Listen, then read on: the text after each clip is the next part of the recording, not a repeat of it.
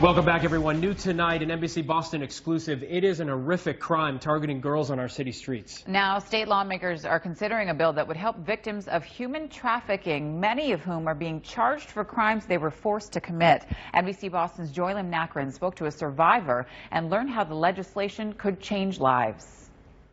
I felt that my life was only worth what I was being paid for the hour. She survived a crime so disturbing it may unnerve you to hear. We didn't choose to get up one morning and say, I want to have sex with random people that I don't know. This human trafficking survivor is not showing her face, but she is sharing her story of how she was bought and sold on Boston streets. You were 16 when you got into this. Yes, I was.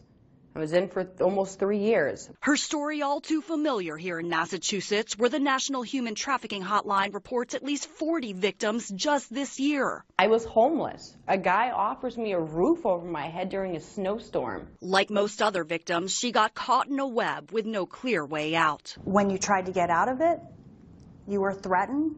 Yes. And you were beaten. I was beaten to the point where I had to be in the hospital for 3 weeks. Attorney Alex Zadik helps human trafficking victims. Do these women have a choice? In my opinion, none of my clients ever had a choice. Yet many, including this victim, are convicted of prostitution. It was really terrible violence that these women suffered, and that was the only reason why they prostituted themselves. That's why Zadik fights those convictions, arguing battered woman syndrome. Is it battered woman syndrome? It's the same, but worse, because you're a rape victim and you're a battered woman. Now, Massachusetts lawmakers are considering a bill to help victims get prostitution convictions erased or vacated. The intent of the legislation is to address a growing population, sadly growing population here in Massachusetts, of individuals emerging from the sex trade. More than 24 other states already have so-called vacatur laws to help victims haunted by their history. Trying to move forward,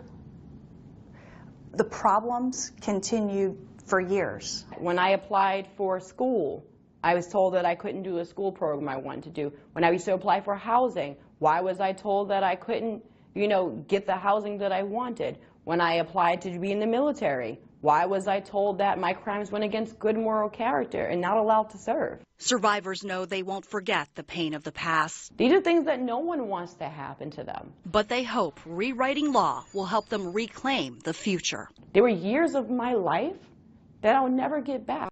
The victim would need to provide evidence she or he was trafficked to get a prostitution conviction vacated. This legislation is now being considered in conference committee, and if approved, it heads to Governor Baker's desk, where it could be signed into law. Lim Nakrin, NBC Boston.